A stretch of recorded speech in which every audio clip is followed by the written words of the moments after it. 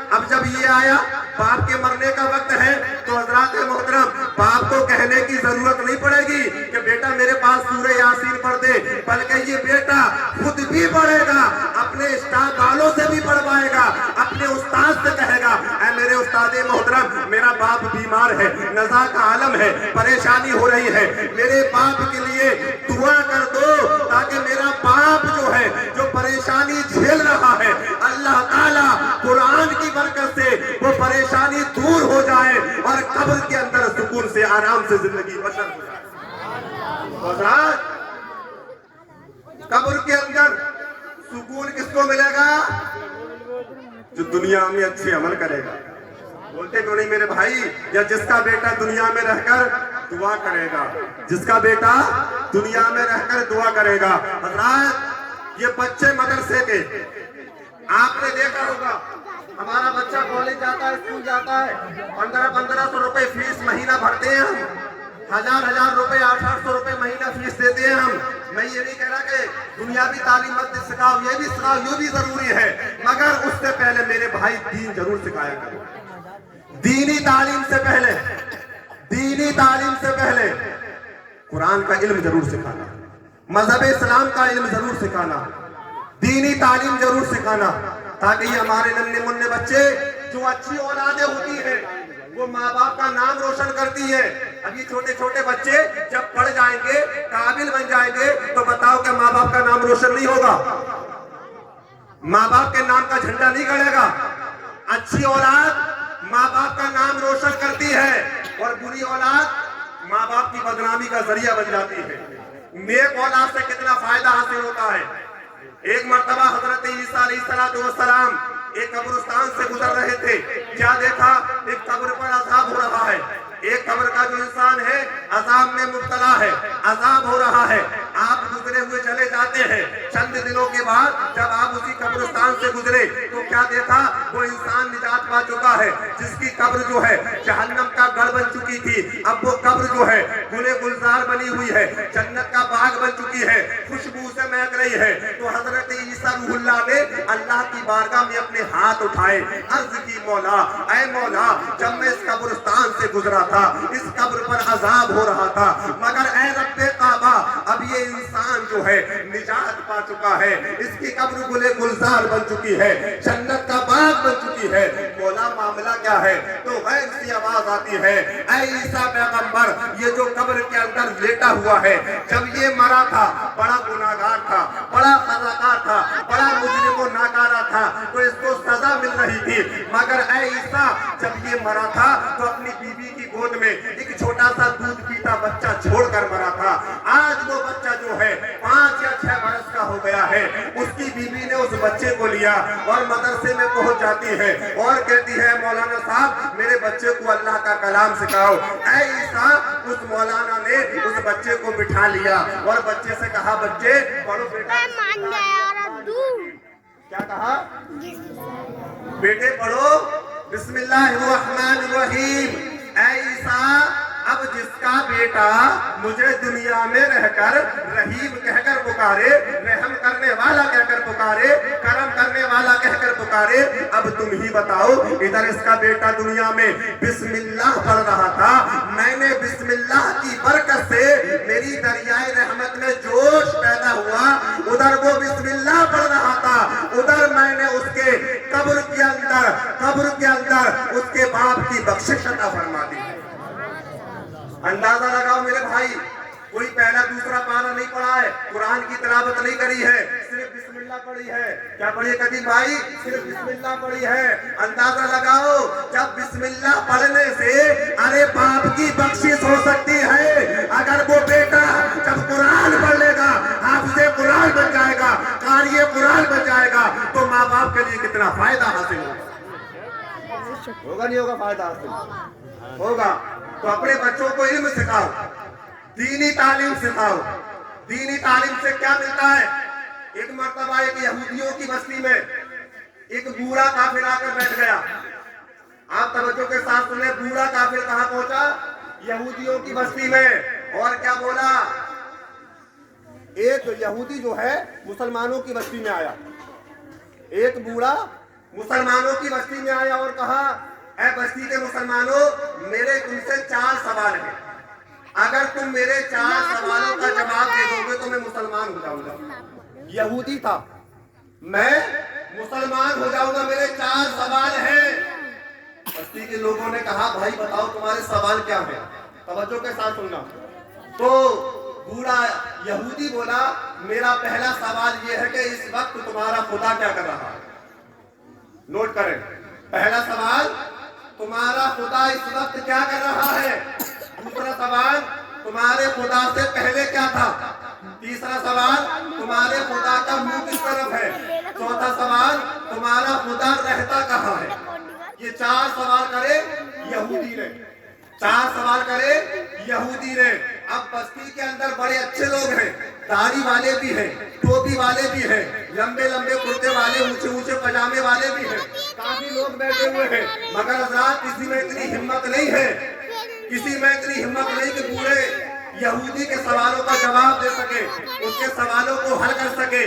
पूरा मजमा जो है नजरें झुकाकर खड़ा हुआ है, किसी में हिम्मत नहीं है। सुबह से लेकर दोपहर हो जाता है, मगर हज़रात मोहतरम उसी बस्ती के अंदर एक मदरसा चल रहा था। सुभान अल्लाह, अरे मोहब्बत से बोलो मेरे भाई, सुभान अल्लाह। क्या चल रहा था, एक मदरसा चल रहा था, जैसे कि हमारे मौलाना सुल्तान भाई चला रहे हैं। मदरसा चल रहा था, 11-12 बजे का वक्त हुआ, मदरसे की छुट्टी हुई। एक नन्हा मुन्ना छोटा सा बच्चा, एक तालिब इल्म बच्चा, मदरसे में पढ़ने वाला बच्चा उसी मजमे के करीब पहुंचा, एक भाई का दामन पकड़ा, अर्ज करने लगा, भाई अरे ये तो बताओ यहाँ ये मजमा क्यों लगा हुआ है।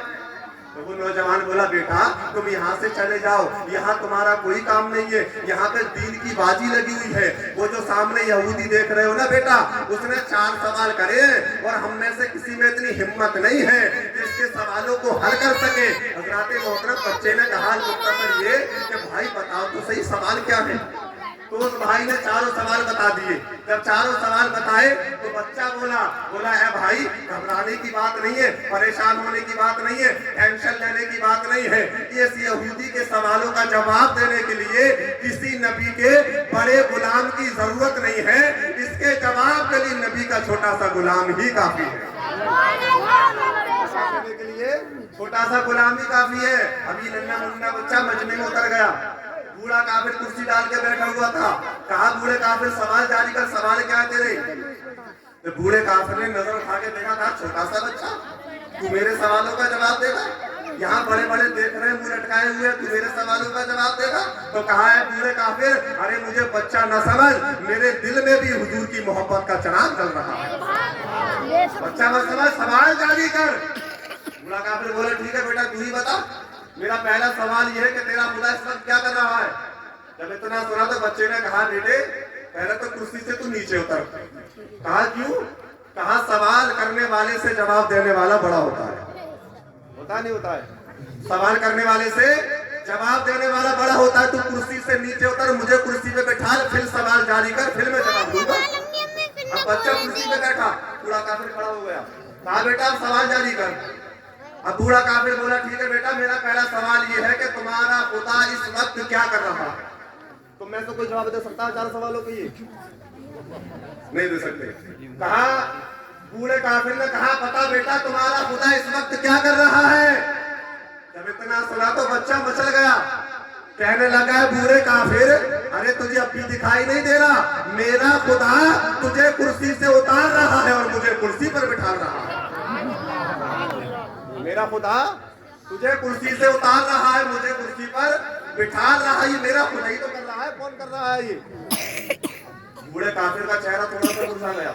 बस्ती के लोग थोड़े से खुश हुए कि बच्चे ने पहला सवाल हल कर दिया, इंशाअल्लाह 3 सवालों का जवाब और दे देगा। बूढ़ा काफिर बोला, बेटा भी खुश होने की जरूरत नहीं, 3 सवाल हो रहे मेरे। बच्चा बोला, जारी कर, दूसरा सवाल बता। कहा, मेरा दूसरा सवाल ये है कि तुम्हारे खुदा का मुंह किस तरफ है। कहा, बस इतनी सी बात। कहा, बता तुम्हारे खुदा का मुंह किस तरफ है। जब इतना सुना तो बच्चे ने कहा, बेटा सामने दुकान से एक मोमबत्ती लेकर आ। बूढ़ा काफिर दौड़ा हुआ गया, मोमबत्ती लेकर आया। कहा, क्या करूं। कहा, इसको जला। जलाई, रोशनी होने लगी। बच्चा बोला, बेटा तू ही बता इसकी रोशनी किस तरफ है। तो बूढ़ा काफिर बोला बेटा इसकी रोशनी तो चारों तरफ है। बच्चा मचल गया, मुस्कुरा गया, कहने लगा नादान, अरे जब खुदा की बनाई हुई एक अतनासी चीज का आलम ये है कि उसकी रोशनी चारों तरफ है, तो इसे रब ने बनाया है, मेरी रब की जात भी चारों तरफ है, मेरी रब की जात भी हर तरफ है। दो सवाल। तीसरा सवाल, तुम्हारे खुदा से पहले क्या था? तुम्हारे खुदा से पहले क्या था? बूढ़ा काफिर बोला बच्चे बता तुम्हारे खुदा से पहले क्या था? कहा 10 तक गिनती आती है बूढ़े काफिर? कहा मैं ये करा हुआ हूँ, वो करा हुआ। कहा मुझे कोई मतलब नहीं, मुझे 10 तक गिनती पढ़ के सुना दे। सुनाई साहब 10 तक गिनती पढ़ के बूढ़े काफिर ने 1 2 3 4 5 6 7 8 9 10 पे आके ठहर गया। कहा उल्टी गिन, पीछे के लिए गिन। जब पीछे को गिनी 10 9 8 7 6 5 4 3 2 1 1 पे आके रुक गया। बच्चा बोला रुक क्यों गया गिनना? क्यों रुका? कहा बच्चे मेरी मजाक बना रहे, 1 से पहले कुछ नहीं है। बच्चा मचल गया नादान, तुझे अब भी नजर नहीं आ रहा मेरे खुदा से पहले भी कुछ नहीं था, मेरे खुदा से पहले भी कुछ नहीं था। कितने सवाल हो गए मेरे भाई? कितने बचे? चौथा सवाल क्या है? खुदा रहता कहाँ है? ये सवाल है ना, तुम्हारा खुदा रहता कहाँ है? बच्चे ने कहा क्या सवाल है तेरा? चौथा बता।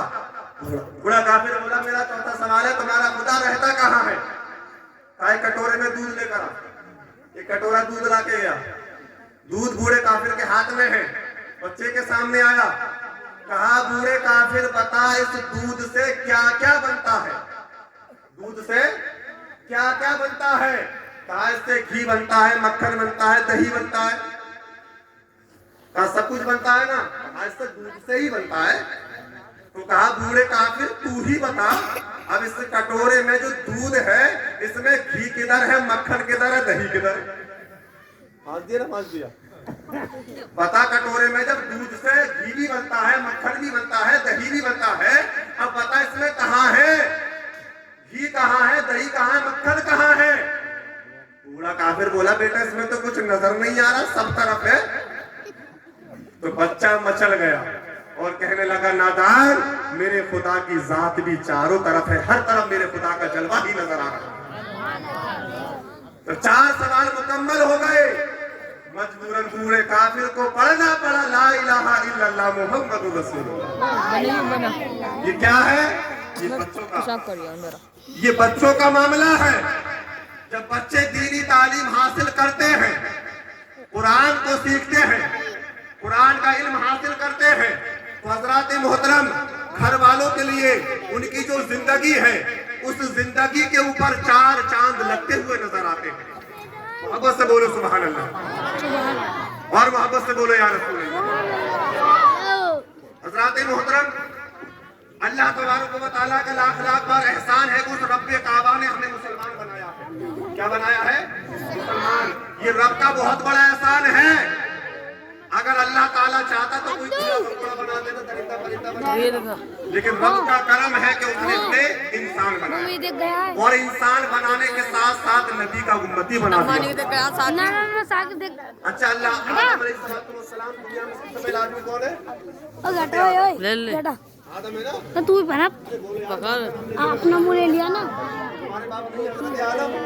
सारी दुनिया के बाप हजरत आदम। मैं आपके सिर्फ 2 या 3 मिनट और लूंगा, बस बात खत्म कर रहा हूँ। हजरत आदम, सारी दुनिया के बाप हजरत आदम। अच्छा आदम को अल्लाह ने कैसे पैदा किया? मिट्टी से। आदम अलैहिस्सलाम कैसे? मिट्टी से, यानी मिट्टी से आदम, आदम से आदमी, आदम से तो आदमी बने ना। मिट्टी से आदम और आदम से आदमी। नतीजा ये निकलता है कि मिट्टी नहीं तो आदम नहीं, और आदम नहीं तो आदमी नहीं, और हमारे नबी नहीं तो कुछ भी नहीं। बात समझ में आई? मिट्टी नहीं तो आदम नहीं, और आदम नहीं तो आदमी नहीं, और हमारे नबी नहीं तो कुछ भी नहीं। हजरात कुर्बान जाओ यार, हमें ऐसा रसूल मिला है, ऐसा रसूल मिला है कि हजरात मोहतरम पूरी जिंदगी अगर अल्लाह का शुक्रिया अदा करते करते मर जाए ना, तब भी अल्लाह का शुक्रिया अदा नहीं कर सकते।